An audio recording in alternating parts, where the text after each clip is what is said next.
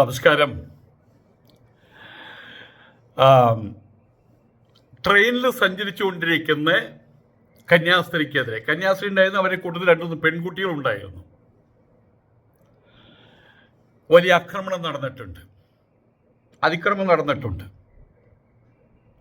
BJP ഭരിക്കുന്ന ഒഡീഷ, അവർ ഛത്തീസ്ഗഡിൽ ഇതിപ്പോൾ ഒരു സ്ഥിരം പരിപാടിയായിട്ട് മാറിക്കഴിഞ്ഞിരിക്കുകയാണ്. ട്രെയിനിൽ നിന്ന് പിടിച്ചിറക്കിയിട്ടാണ് ക്രൂരമായിട്ട് അവർ മാനസിക പീഡനമടക്കമുള്ള അതിക്രമം നടത്തിയിട്ടുള്ളത്. വലിയ രൂപയിൽ അധിക്ഷേപിച്ചു, അവഹേളിച്ചു. അതിക്രമം ബഹ്റാംപൂർ രൂപതയുടെ കീഴിൽ പ്രവർത്തിക്കുന്ന ഹോളി ഫാമിലി സന്യാസി സമൂഹത്തിൽപ്പെട്ട് കന്യാസ്ത്രീക്കും അവരെ കൂടെ ഉണ്ടായിരുന്ന പെൺകുട്ടികൾക്കും നേരെയാണ് നടന്നിട്ടുള്ളത്. സംഘപരിവാർ ഉത്തരേന്ത്യയിൽ അഴിഞ്ഞാടുകയാണ്.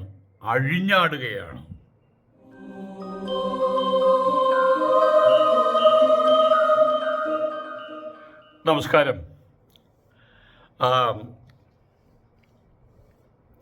ഒരു കടന്നലിങ്ങനെ പറക്കുന്നു.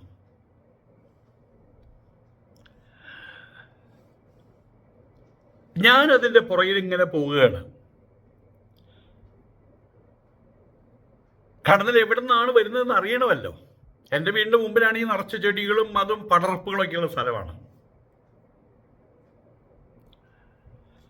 അപ്പം ഇവിടെ വരുന്ന 1-2 പേരൊരു രാജീവ്, അദ്ദേഹത്തിൻ്റെ ഭാര്യ, അതിൻ്റെ പുറകിൽ പോയിട്ടൊന്നും കാര്യമില്ല സ്വാമി, അത് വല്ല മാവിൻ്റെ മുകളിലോ അവിടെയും ഇവിടെയൊന്നും ആവില്ലത്, താഴെയൊന്നും അത് കൂടുകൂട്ടില്ല എന്ന് പറഞ്ഞു.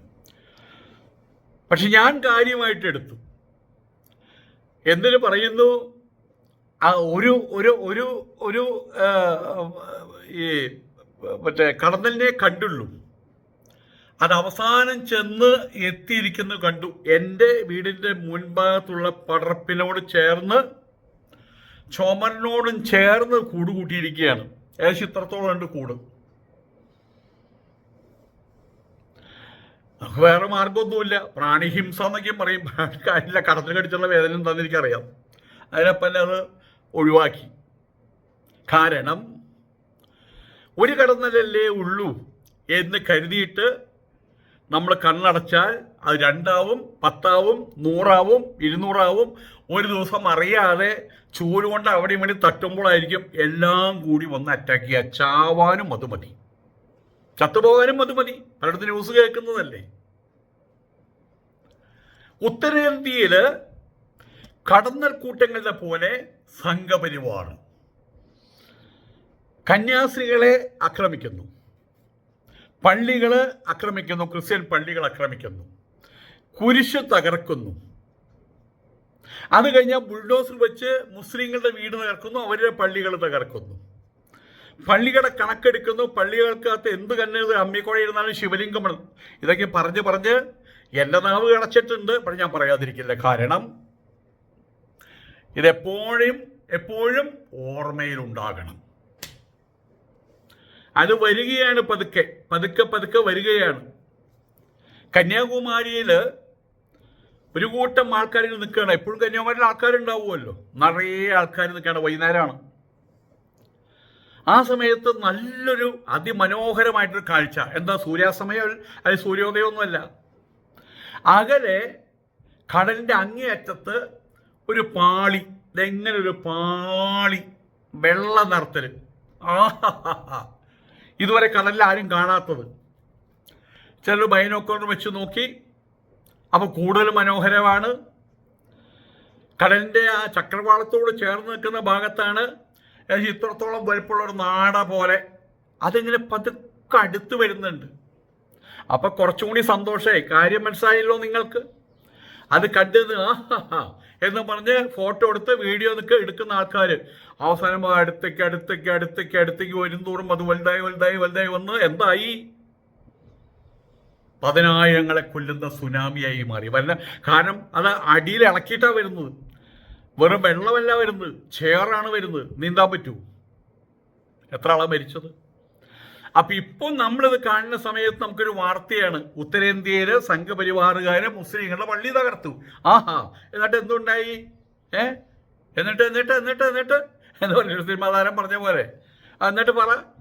ആ പള്ളി നടത്ത 2 അവിടെയുള്ള ഉസ്താദുമാർക്ക് അടി കൊടുത്തു, 1-2 പേര് ആശുപത്രിയിലാണ്. ഓഹോ, അങ്ങനെയാണല്ലേ, ശരി. നമുക്കതൊരു വാർത്തയാണ്, ക്രിസ്ത്യാനികൾക്കതൊരു വാർത്തയാണ്. ക്രിസ്ത്യാനികൾ എന്നും അടിയാണ്, അവിടെ വാർത്തയാണ്. പക്ഷെ അതിങ്ങനെ വരുന്നുണ്ട് സുനാമി പോലെ. നാളെ അത് ഇപ്പോൾ ഒറീസ വരെ എത്തിയിട്ടുണ്ട്. ഒറീസയിൽ ദിവസം അടിയാണ്, ഛത്തീസ്ഗഡിലും. അതിങ്ങനെ കയറി കയറി വന്ന് ഇപ്പം കർണാടകം തീവ്രവാദവും പറഞ്ഞ് നടക്കുന്ന കുറേ ക്രിസംഗികളെ നാട് കടത്തിയിട്ടുണ്ട്. ഇതൊക്കെയാ മാർഗമുള്ളൂ. അവരങ്ങനെ കുഴപ്പമൊന്നുമില്ല എന്ന് പറഞ്ഞു കഴിഞ്ഞാൽ കടന്നൽ ഒന്നേ ഉള്ളൂ. അവൻ കൂടുകൂട്ടി മുട്ടയിട്ട് വലുതാക്കി അവസാനം പിടിച്ചു നിൽക്കാൻ കഴിയാത്ത സാഹചര്യത്തിലെത്തും.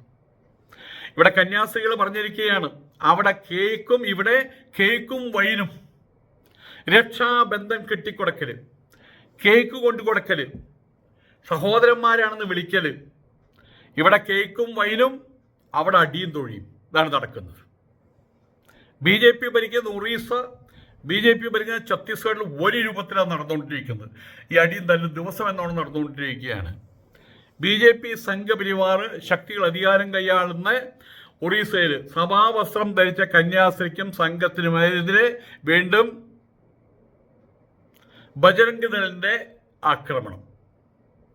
മതപരിവർത്തനം ആരോപിച്ചിട്ടാണ്. അതിൽ കുറെ സത്യങ്ങളുമുണ്ട്. ഇവരെ അത് ചെയ്യാണ്ടിരുന്നൂടെ ചോദ്യമുണ്ട്.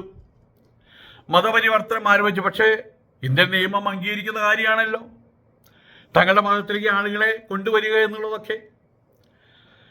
അതിന് മാർഗങ്ങളുണ്ട്. Try to change the heart, don't hurt them. അങ്ങനെയും കാര്യങ്ങളുണ്ട്. ഏതായാലും ട്രെയിനിൽ യാത്ര ചെയ്യുന്ന കന്യാസ്ത്രീകളെയും ഒപ്പമുണ്ടായിരുന്ന 3 പെൺകുട്ടികളെയും ബലം പ്രയോഗിച്ച് പിടിച്ചിറക്കിയിട്ടാണ് അതിക്രമണം നടത്തിയിട്ടുള്ളത്. പോലീസ് അവിടെയുണ്ട്. പോലീസ് എന്ത് ചെയ്യും? പോലീസ് നോക്കി നിൽക്കും. അത് കഴിഞ്ഞ് എന്ത് ചെയ്യും? കഴിഞ്ഞോ നിങ്ങളുടെ അതിക്രമിക്ക് കഴിഞ്ഞോ? അതെ, ഞാൻ പേരൊക്കെ ഒന്ന് പറഞ്ഞു തന്ന ഒരു ചെറിയൊരു FIR തയ്യാറാക്കായിരുന്നു. ഇതാണ് അവരുടെ സ്ഥിതി. അവർ മനുഷ്യന്മാരല്ലേ. പോലീസിന്റെ സാന്നിധ്യത്തിലാണ് ക്രൂരമായിട്ടുള്ള മാനസിക പീഡനത്തിന് ഇരയായത്. മെയ് 31 പാതിരാത്രിയിലാണ് സംഭവം ഉണ്ടാകുന്നത്. ഏതായാലും കുറെ മനുഷ്യാവകാശ പ്രവർത്തകർ ലേഡീസും ഇതൊക്കെ വന്നിട്ടാണ് ആ പ്രശ്നം ഒന്ന് ഒതുക്കി തീർത്തിട്ടുള്ളത്. ഒറീസയിലെ ബഹ്റാംപൂർ രൂപതയുടെ കീഴിൽ പ്രവർത്തിക്കുന്ന ഹോളി ഫാമിലി സന്യാസിനി സമൂഹത്തിൽപ്പെട്ട് 29-കാരിയായിട്ടുള്ള കന്യാസ്ത്രീക്കാണ് പൊതുമധ്യത്തിൽ വെച്ച് ഇങ്ങനെ ഹീനമായിട്ടുള്ള അധിക്ഷേപവും അതിക്രമവും നേരിടേണ്ടി വന്നിട്ടുള്ളത്. ബഹ്റാംപൂരിൽ നിന്ന് കഴിഞ്ഞ ശനിയാഴ്ച മെയ് 31 രാത്രി ജാർസഗുഡയിലേക്ക് റൂർക്കല രാജധാനി എക്സ്പ്രസ് ആ ട്രെയിനിൽ യാത്ര ചെയ്യുമ്പോഴാണ് ഒരു സംഘം ബജരംഗ് ദൾ പ്രവർത്തകരുടെ ശ്രദ്ധയിൽ ഈ സഭാവസ്ത്രം ധരിച്ചിരിക്കുന്ന കന്യാസ്ത്രീയെയും 3 പെൺകുട്ടികളെയും കണ്ടത്. ഉടനെ തീരുമാനമെടുത്തു, ഈ 3 പെൺകുട്ടികളെ ഹിന്ദുക്കളാണ്, ആ 3 പെൺകുട്ടികളെ ക്രിസ്ത്യാനികളാക്കാൻ കൊണ്ടുപോവാണ്. അതാണ് അവരുടെ മനസ്സിൽ വരുന്നത്. കന്യാസ്ത്രീയുടെ ഒപ്പം പ്രായപൂർത്തിയാവാത്ത ഇളയ സഹോദരനുണ്ടായിരുന്നു ഈ കന്യാസ്ത്രീയുടെ. ബഹ്റാംപൂരിലെ സഭയുടെ സ്ഥാപനത്തിൽ അവധിക്കാല ക്ലാസ്സുകളിൽ പങ്കെടുത്ത ശേഷം ഇവർ മടങ്ങുന്ന സമയത്താണ് സംഭവിച്ചിട്ടുള്ളത്. ട്രെയിനിൽ വെച്ച് ഇവരെ കണ്ട ബജരംഗ് ദൾ പ്രവർത്തകർ വളഞ്ഞു വെച്ചു. എവിടേക്കാ പോണേ, എന്തിനാ പോണേ, കൂടിയുള്ള ആൾക്കാർ ആരൊക്കെയാ? കാരണം അവരെ സംബന്ധിച്ചിടത്തോളം ഇപ്പം അവരിപ്പോൾ ഇന്ത്യൻ സ്പെഷ്യൽ പോലീസ് ആയി മാറിയിരിക്കുകയാണല്ലോ. അവരോട് എന്തെങ്കിലും രീതിയിൽ അവരുമായിട്ട് അവർ ചോദിച്ച ഉത്തരം പറയാൻ നമ്മൾ ബാധ്യസ്ഥരാണ്. അല്ലെങ്കിൽ അടി പിന്നാലെ വരും. ചോദിക്കാനും പറയാനും ആരുമില്ല. കാരണം അവരെ ആൾക്കാരെ ഭരിക്കുന്നത്. അതാണ് ഈ അരാജകത്വവാദികളാണ്. ആയതുകൊണ്ട് തന്നെ അവരെ തടഞ്ഞാൽ എപ്പോഴെങ്കിലും ഇവിടെ നരേന്ദ്രമോദി അവർ പറയുകയാണ് ഇതൊരു മതേതരത്വ ഭാവനയുള്ള രാജ്യമാണ്. ആയതുകൊണ്ട് നിങ്ങളുടെ ഇവിടുത്തെ സംഘപരിവാർ ഗ്രൂപ്പുള്ള ആൾക്കാർ, ബജരംഗ് ദള അടക്കമുള്ള ആൾക്കാർ, അവർ മുസ്ലിം പള്ളി ആക്രമിച്ചാൽ മുസ്ലിങ്ങളെ ആക്രമിച്ചാൽ, ക്രിസ്ത്യൻ പള്ളി ആക്രമിച്ചാൽ ക്രിസ്ത്യാനികളെ ആക്രമിച്ചാൽ അത് BJPയുടെ അക്കൗണ്ടിന് വേണ്ട എന്നൊരു വാക്ക് പറഞ്ഞാലത്തെ സ്ഥിതി എന്തായിരിക്കും? വോട്ട് നഷ്ടപ്പെടും. അതിൻ്റെ അവർ നടന്നോട്ടെ എന്നുള്ള രീതിയിൽ ഒരർത്ഥത്തിൽ ഹിഡനായിട്ടുള്ള കൺസെൻറ്റ് കൊടുത്തുകൊണ്ടിരിക്കുകയല്ലേ ചെയ്യുന്നത്. ഏതായാലും ബലമായിട്ടാണ് രാത്രി 11 മണിക്ക് ഖോർദ സ്റ്റേഷനിൽ തീവണ്ടിയിൽ നിന്ന് പിടിച്ചിറക്കുകയാണ് ചെയ്യുന്നത് സംഘപരിവാർ സംഘങ്ങൾ. നിങ്ങൾ കുട്ടിക്കടത്ത് നടത്തുകയാണ്, മതപരിവർത്തനം നടത്തുകയാണ്. അതാണ് ഈ 3 പെൺകുട്ടികളെ കൊണ്ടുപോകുന്നത് എന്ന് പറഞ്ഞിട്ട് അവിടെ വലിയൊരു ഭീകര അന്തരീക്ഷം സൃഷ്ടിക്കേണ്ടായത്. അവർ 10-100 ആൾക്കാരുണ്ട്. ഇത് 26 വയസ്സുള്ള കന്യാസ്ത്രീയും 3 പെൺകുട്ടികളും. അവസാനം സ്റ്റേഷനിലെ ജീവനക്കാർ, റെയിൽവേ പോലീസ് അവരുടെ സാന്നിധ്യത്തിലാണ് പാതിരാത്രി അവരുള്ളപ്പോഴാണ് പരസ്യ വിചാരണ. ചുറ്റും കൂടിയെന്ന് വിചാരണ നടത്തുകയാണ്. എന്ത് ചെയ്യാൻ പറ്റും? എന്തിനാണ് ഈ ഇവിടെയുള്ള പള്ളിക്കാരും പട്ടക്കാരും ചെറുപ്പക്കാരായിട്ടുള്ള കന്യാസ്ത്രീകൾ അങ്ങോട്ട് പറഞ്ഞു വിടണമെന്ന് അറിയില്ല.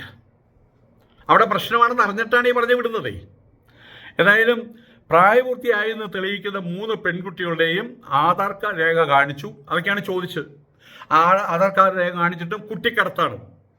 ഇത് കൃത്യമായിട്ടുള്ള ആധാര രേഖയില്ല എന്ന് പറഞ്ഞിട്ടാണ് പിന്നെയും പ്രശ്നം ഉണ്ടാക്കിയത്. ബജ്രംഗ് ദൾ പ്രവർത്തകർ പ്രശ്നം ഉണ്ടാക്കിയത്. ഈ കന്യാസ്ത്രീ അടക്കം 5 പേരെയും റെയിൽവേ സംരക്ഷണ സേനയുടെ ഓഫീസിൽ എത്തിച്ചിട്ടും ബജ്രംഗ് ദൾ പ്രവർത്തകരെ ഓഫീസിനകത്ത് കയറി ബഹളം തുറന്നു. ജനിച്ച കാലം മുതൽക്ക് ഞങ്ങൾ ഈ കന്യാസ്ത്രീകളും ഞങ്ങൾ 3 പേരും അന്ന് മുതൽ ഞങ്ങൾ കത്തോലിക്ക സഭ വിശ്വാസികളാണ്. അന്ന് പറഞ്ഞിട്ട് വിശ്വസിക്കാനും രേഖകൾ പരിശോധിക്കാനും പോലീസും തയ്യാറായില്ല. പോലീസിനെ സംബന്ധിച്ചിടത്തോളം ഈ കന്യാസ്ത്രീയെ വിളിച്ചു മാറ്റിയെടുത്ത് പറയും, നിങ്ങൾ ദയവ് ചെയ്ത് ഇതൊന്നും ലഹളി ഉണ്ടാക്കി ഇവിടെ നടക്കരുത്. ഞങ്ങൾക്ക് കൂടി ഒന്നും ചെയ്യാൻ പറ്റാത്ത സാഹചര്യമാണ്. ഞങ്ങൾക്ക് നോക്കി നിൽക്കേണ്ട ഗതികേടാണ്. എല്ലാം കഴിഞ്ഞ് തലയും തല്ലി പൊളിച്ച് അവർ പോകും. ഞങ്ങൾ നിങ്ങളുടെ ഫോട്ടോ എടുക്കും, മാസ്റ്റർ തയ്യാറാക്കി FIR നടക്കുന്നുണ്ട്. നിങ്ങൾക്ക് ആരും വച്ചുണ്ടാവില്ല എന്നേ അവരും പറയുള്ളൂ. അർദ്ധരാത്രിയിൽ വെച്ച് സ്റ്റേഷനിൽ വെച്ച് സ്ത്രീകൾക്ക് നേരെ അധിക്ഷേപം തുറന്നിട്ടും ഇവർക്ക് സംരക്ഷണം നൽകാതെ പോലീസ് കണ്ണടച്ചിരുട്ടാക്കി. അവർക്ക് അതേ ചെയ്യാൻ കഴിയുള്ളതാണ് ഞാൻ പറഞ്ഞത്. കാരണം സംഘപരിവാറിൻ്റെ ഭരണമാണ്. ഇതിൻ്റെ ഇടയിൽ ഈ കന്യാസ്ത്രീ തൻ്റെ സന്യാസി സമൂഹത്തിൽ ഓഫീസിലെ അധികാരികൾക്ക് മെസ്സേജ് അയക്കുന്നത് ശ്രദ്ധയിൽപ്പെട്ട ബജ്രംഗ് പ്രവർത്തകർ ചെറിയൊരു കാര്യം ചെയ്തു. ആ മൊബൈൽ വാങ്ങിച്ച് വായിലോട്ട് എറിഞ്ഞു. എവിടേക്കാണ് പോയെന്ന് അറിയില്ല. കുറച്ച് കഴിഞ്ഞ് അപ്പുറത്തൊരു പാറയമേ എന്തോ ഒന്ന് ഇടിച്ച് കിടികിടിന്ന് ശബ്ദം കേട്ടു. തുണ്ടാക്കി കളഞ്ഞു. പിറ്റേന്ന് രാവിലെ ജൂൺ 1 8 മണിയോടുകൂടി ഒരു സംഘം റെയിൽവേ സംരക്ഷണ പോലീസ് സംഘം എത്തിയിട്ട് ഇവരെ മറ്റൊരു ഓഫീസിലേക്ക് കൊണ്ടുപോയി. ഈ സംഭവം അറിഞ്ഞ കന്യാസ്ത്രീയുടെയും പെൺകുട്ടികളുടെയും മാതാപിതാക്കളുടെ സാന്നിധ്യത്തിൽ വെച്ചും ഇതേ ഭീഷണി തുടർന്നിട്ടുണ്ട്. വരുന്നവരെ മുഴുവൻ ചീത്ത പറയുകയാണ്, അതിക്രമം നടത്തുകയാണ്. സംഭവം അറിഞ്ഞെടുത്തിയ മനുഷ്യാവകാശ പ്രവർത്തകരും വനിതാ അഭിഭാഷകരുമായിട്ടുള്ള സുജാത ജേന, ക്ലാര ഡിസൂസ, സെബാറ്റി സോറൻ എന്നിവർ പെൺകുട്ടികളെ അനാവശ്യമായി തടങ്കൽ വെച്ചതിനെ ചോദ്യം ചെയ്തു. ചോദ്യം അതിൻ്റെ വഴിക്ക് പോയി. ആരുത്തരം കൊടുക്കാൻ? രേഖാമൂലം ഒരു പരാതിയില്ല, അതുകൊണ്ട് FIR-ഉം ഇല്ല. അഭിഭാഷക ഇക്കാര്യം ചൂണ്ടിക്കാണിച്ചോടെ ഉന്നത പോലീസ് ഉദ്യോഗസ്ഥന്മാർ സംഭവ സ്ഥലത്തെത്തി. 1.5 ദിവസത്തെ ഭീഷണിക്കും പരസ്യമായിട്ടുള്ള അധിക്ഷേപങ്ങൾക്കും ശേഷം കുറ്റക്കാർക്കെതിരെ നടപടി എടുക്കാമെന്ന ഉറപ്പിൽ നടപടി എടുക്കാട്ടോ. മക്കളേക്ക് പോയിക്കോട്ടോ. മോനെന്താ വേണ്ടേ? എനിക്ക് അമ്പിളിമാമനെ വേണം. അമ്പിളിമാമനെ നാളെ രാത്രിയിലേ കിട്ടുള്ളൂ. അമ്പിളിമാമൻ വരുമ്പോൾ പിടിച്ചു വരട്ടോ. അപ്പം മോൻ പോയി കിടന്ന് ഉറങ്ങും. ഇത്രയേ ഉള്ളൂ. അവിടുത്തെ ഒരു ഉറപ്പ് കൊടുത്തു. തോളത്ത് കടിയുമ്പോൾ കൊള്ളാൻ പറഞ്ഞു. നീ വേറെ ഒന്നും കിട്ടി അത് വാങ്ങിച്ചു വെച്ചോളാം പറഞ്ഞു.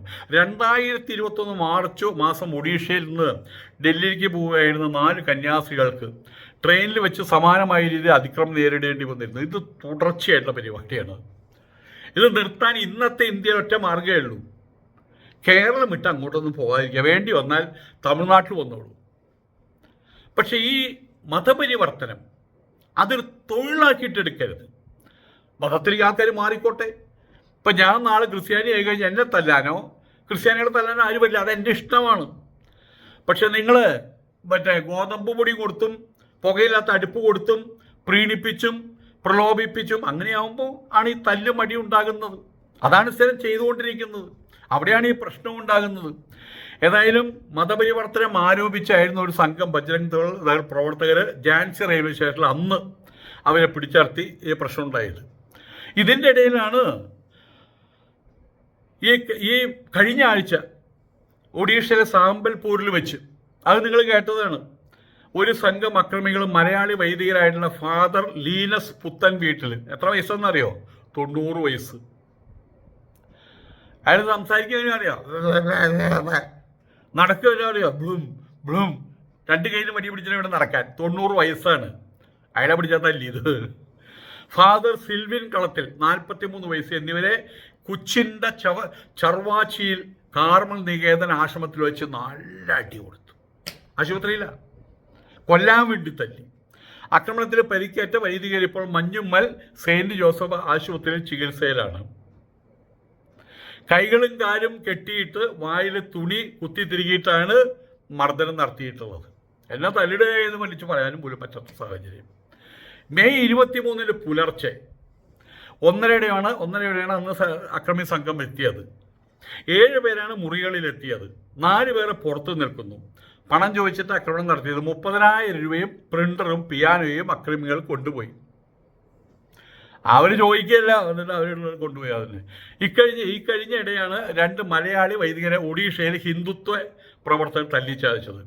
ക്രൈസ്തവ വേട്ട തുടർക്കഥയായിട്ടും ഒഡീഷയിലെ BJP ഭരണകൂടം അക്രമികൾക്കെതിരെ യാതൊരു നടപടിയും സ്വീകരിക്കുന്നില്ലെന്ന് Catholic connect news portal report ചെയ്യുന്നു. ഞാൻ കാര്യം ചോദിച്ചോട്ടെ, ഇവിടെ നിങ്ങളുടെ കോപ്പന്മാരിരിക്കണ്ടല്ലോ, വെറും ബിഷപ്പ്, ആർച്ച് ബിഷപ്പ്, കർദിനാളോ ഉമ്മമാരിരിക്കണ്ടല്ലോ, അവന്മാർ മുണ്ടുണ്ടോ? അവന്മാർ തമാശുവ എന്നൊരു വാക്ക് അഥവാ ഇതിനെതിരെ ഒന്ന് വിരൽ ചൂണ്ടുണ്ടോ? അവരവരെ കാര്യം നോക്കുകയാണ്. അവിടെ കെട്ടിപ്പോഞ്ഞിരിക്കുന്നുണ്ടല്ലോ, രൂപ താ, അതിലേ അവർക്ക് നോട്ടമുള്ളൂ. ആയതുകൊണ്ട് തന്നെ പിന്നെ BJPക്കാരെ അപ്പോയിന്റ് ചെയ്തിട്ടുള്ള പോലീസ് ഉദ്യോഗസ്ഥന്മാരൊക്കെയാണ് അവരുടെ കാര്യം നോക്കാൻ നടക്കുന്നത്. അവരുടെ മക്കളെ ഒറ്റ കാര്യമുള്ളൂ, അടുത്ത ട്രെയിനിൽ എല്ലാവരും കൂടി, അവിടെയുള്ള സകലമായ ആൾക്കാരും കൂടി, എല്ലാ പള്ളി പെണ്ണുങ്ങളും എല്ലാ വെളുത്ത ലോഹക്കാരും കൂടി തിരിച്ചിങ്ങോട്ട് പോവാ. കേരളത്തിൽ പ്രശ്നങ്ങളൊന്നുമില്ല, തൽക്കാലം കേരളത്തിൽ കഴിഞ്ഞുകൂടാം, അടിയും തല്ലില്ലാണ്ട്. ഇവിടെയും മതപരിവർത്തനം നടത്തി കഴിഞ്ഞാൽ ഇവിടെയും കേട്ട മറ്റേ സാധനങ്ങൾ, കുറുവടികൾ, അവർ പിന്നെ കറുവാപ്പച്ചി അത് നടത്തും. അതിൻ്റെ പേരിൽ അടിയും തല്ലും ഉണ്ടാകും. ആയതുകൊണ്ട് തന്നെ നിങ്ങളൊരു കാര്യം ചെയ്യും, ആ ബൈബിൾ പഠിപ്പിക്കുക. പിന്നെയോ ബൈബിള് പഠിപ്പിക്കുക. പിന്നെന്താ ചെയ്യേണ്ടത്? ബൈബിള് പഠിപ്പിക്കുക. കേൾക്കാൻ ഇഷ്ടമുള്ളവർ വന്ന് കേൾക്കട്ടെ. മതപരിവർത്തനം എന്നുള്ള പരിപാടി നിർത്തിവെക്കുക. അതിന് ഇന്ത്യയിൽ ചിലവാവില്ല. പ്രത്യേകിച്ച് RSകാരിലോടത്തോളം കാലം മതപരിവർത്തനം എന്ന് പറഞ്ഞാൽ തല പൊളിക്കും അവർ. കേരളത്തിൽ അതാണ് ഒരു സിനിമ ഒന്നല്ലേ, ബന്ധുവാര് ശത്രു, എന്താ അങ്ങനെ ഒരു പാട്ടൊക്കെയല്ല, ബന്ധുവാര് ശത്രുവാര്, ഒരേ ആൾക്കാർ തന്നെ. ഇവിടെ ഇങ്ങോട്ട് ബന്ധുവും ഇവിടെ ഇങ്ങോട്ട് ശത്രുവും. അത് കണ്ടിട്ടുണ്ടോ നിങ്ങൾ? അതാണ് ഇവിടെ സ്ഥിതി.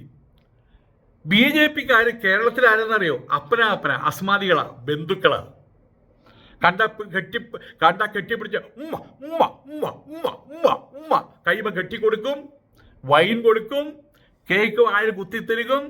കന്യാസ്ത്രീകളെ കണ്ട ബസ്സിൽ കണ്ടു കഴിഞ്ഞാൽ എണീറ്റ് നിൽക്കും, അമ്മേ ഇവിടെ ഇരുന്നോളൂ എന്ന് പറയും. ഇവിടെ ബന്ധുക്കളാണ്. അവിടെയോ കേരളം വിട്ടാലോ ഇതേ ആളുകള് ഇതൊക്കെയാണ് ചെയ്തുകൊണ്ടിരിക്കുന്നത്. ഇത്രയായിട്ടും പഠിക്കാത്തവരായിട്ട് മാറിയിട്ടുണ്ടെങ്കിൽ ക്രിസ്ത്യാനികളോട് ഇത്രയേ പറയാനുള്ളൂ, പ്രത്യേകിച്ച് പള്ളിക്കാർ ഇത്രയേ പറയാനുള്ളൂ. പണ്ടൊരു മനുഷ്യാവകാശ പ്രവർത്തകൻ മറ്റേ പറഞ്ഞല്ലേ, നാനുഭവിച്ചോ, അതേ പറയാനുള്ളൂ, വേറെ മാർഗമൊന്നുമില്ല.